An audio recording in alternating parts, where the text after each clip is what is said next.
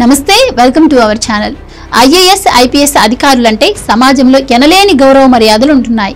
ఈ సర్వీసులకు ఎంపికైన వారు రాజకీయ నేతలకు అతీతంగా దేశ ప్రజలకు సేవ చేసే అవకాశాన్ని దక్కించుకుంటున్నారు. అంతేకాకుండా ప్రజాప్రతినిధుల మదిలోని భావాలకు అనుగుణంగా సంక్షేమ పథకాలకు రూపకల్పన చేయడంతో పాటుగా వాటిని పేదలకు అందించే బృహత్కర కార్యాన్ని కూడా నెరవేరుస్తున్నారు. ఇక విధానపరమైన కీలక బాధ్యతలన్నీ కూడా సివిల్ సర్వీసెస్ అధికారుల భుజస్కంధాలపైనే ఉన్నాయన్న విషయం తెలిసిందే. ఈ కారణంగా ఈ సర్వీసులకు ఎంపికైన అధికారుల్లో మెజారిటీ శాతం అవినీతికి ఆమడ దూరం ఉంటారు. అలా ఉండక తప్పదు కూడా. అలా కాకుండా ఆయా రాజకీయ నేతల అవినీతి అడుగులకు మడుగులొత్తుతూ సాగితే ఎలాంటి పరిస్థితులను ఎదుర్కొంటారు అన్నది ప్రత్యేకంగా చెప్పాల్సిన పని లేదు. ఎందుకంటే సివిల్ సర్వీస్ పరీక్షల్లో టాప్ ర్యాంకర్ గా నిలిచి విధి నిర్వహణలో నిక్కచ్చి అధికారిగా గుర్తింపు తెచ్చుకొని ఆ తర్వాత వైసీపీ అధినేత జగన్మోహన్ రెడ్డి తండ్రి దివంగత వైఎస్ రాజశేఖర్ రెడ్డి ప్రభుత్వం చెప్పినట్లుగా నడుచుకొని ఇప్పుడు ఎటూ కాకుండా మిగిలిపోయిన సీనియర్ ఐఏఎస్ అధికారి శ్రీలక్ష్మి ప్రస్తుత పరిస్థితి చూస్తే అలాంటి అధికారుల స్థితి ఏంటన్నది ఇట్టే అర్థం కాకమానదు. ఉమ్మడి ఏపీలో వైఎస్ రాజశేఖర్ రెడ్డి సీఎంగా ఉండగా గనుల శాఖ కార్యదర్శి పోస్టులో పనిచేసిన శ్రీలక్ష్మి ఆ ప్రభుత్వ పెద్దలు చెప్పిన చోటల్లా గుడ్డిగా సంతకాలు పెట్టేశారు. వైఎస్ బతికున్నంత కాలం ఆ సంతకాలతో ఆమెకు ఎలాంటి ఇబ్బంది రాలేదు గాని వైఎస్ మరణించిన మరుక్షణమే ఆ సంతకాలు ఆమెను తీవ్రంగా ఇబ్బంది పెట్టాయి. ఈ సంతకాలు ఆమెపై కేసులు నమోదయ్యేలా చేశాయి. సిబిఐ విచారణలకు హాజరయ్యేలా చేశాయి. ఏకంగా ఆమెను జైలుకు పంపాయి. జైల్లో సుదీర్ఘకాలం పాటు కాలం వెళ్లదీసేలా చేశాయి. ఆమె ఆరోగ్యాన్ని దెబ్బతీశాయి.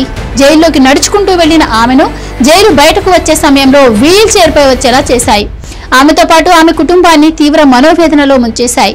చూడచక్కగా ఉన్న ఆమె ముఖారవిందాన్ని అందవికారంగా మార్చేశాయి. మొత్తంగా శ్రీలక్ష్మి జీవితాన్ని ఆ సంతకాలు సర్వనాశనం చేశాయని చెప్పక తప్పదు.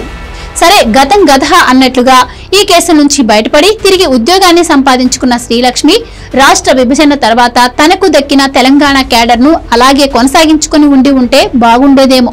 నాడు వైఎస్ చెప్పిన చోటల్లా ముందు వెనుక చూసుకోకుండా సంతకాలు పెట్టిన శ్రీలక్ష్మి వైఎస్ తనయుడు జగన్ ఏపీకి సీఎం కాగానే ఆయన వద్ద వాలిపోయారు. జగన్ తో కేంద్రంపై ఒత్తిడి చేయించి మరీ తెలంగాణ క్యాడర్ నుంచి ఏపీ క్యాడర్ కు మారిపోయారు. జగన్ సీఎం గా ఉన్నంత వరకు కీలక పోస్టులను అనుభవించారు. ఈ సమయంలోనూ కొన్ని అవినీతి ఆరోపణలు ఆమెపై వచ్చాయి. అయితే ఈ దఫా పెద్దగా కేసులేమీ నమోదు కాకుండా జగన్ ఎన్నికల్లో ఓడిపోయి సీఎం గా దిగిపోవడంతో కూటమి సర్కార్ అధికారంలోకి వచ్చిన తర్వాత ఏకాకిగా మారిపోయారు. టీడీపీ నేతృత్వంలోని కూటమి సర్కార్ పాలన మొదలైన 6 నెలలుగా శ్రీలక్ష్మికి ఎలాంటి పోస్టు దక్కలేదు. ఇక ప్రస్తుతం ప్రభుత్వ ప్రధాన కార్యదర్శిగా ఉన్న నీరబ్ కుమార్ ప్రసాద్ త్వరలోనే రిటైర్ కానున్నారు. నీరబ్ వారసులెవరన్న దానిపై కూటమి సర్కార్ కసరత్తు చేస్తోంది. ఈ జాబితాలో శ్రీలక్ష్మి పేరు అందరికంటే ముందు ఉండాలి. ఎందుకంటే సీనియారిటీలో అయినా చేపట్టిన బాధ్యతల్లో అయినా నీరబ్ తర్వాత ప్లేస్ లో ఉన్నది శ్రీలక్ష్మినే కాబట్టి. అయితే అనూహ్యంగా ఈ జాబితాలో శ్రీలక్ష్మి పేరే గాయబైపోయింది. నీరబ్ తర్వాత సిఎస్ పోస్టుకు కూటమి సర్కార్ శ్రీలక్ష్మి పేరును కనీసం పరిగణలోకి కూడా తీసుకోలేదన్నమాట. దీనంతటికీ నాడు వైఎస్ఆర్ ఫ్యామిలీనే కారణమనే చెప్పక తప్పదు.